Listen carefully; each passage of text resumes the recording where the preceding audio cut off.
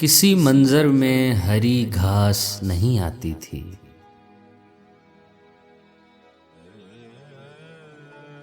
और जर्दी भी मुझे रास नहीं आती थी।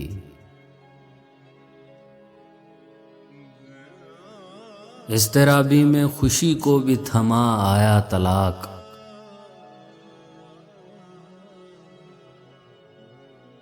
बिस्तरे गम पे मेरे पास नहीं आती थी।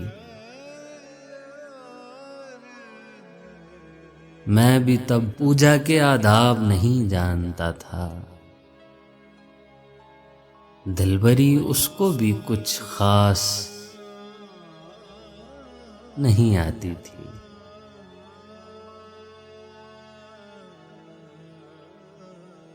चाहता था कि उसे दिल में बसा लूं, लेकिन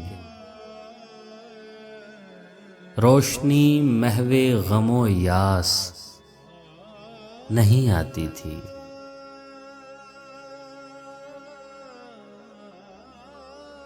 ऐसा गुंजान बदन हूं कि मेरे बीचों बीच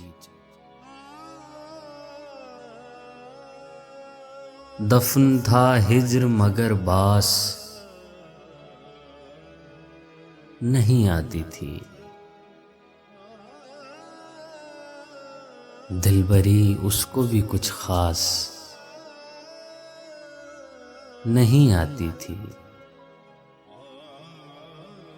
किसी मंजर में हरी घास नहीं आती थी।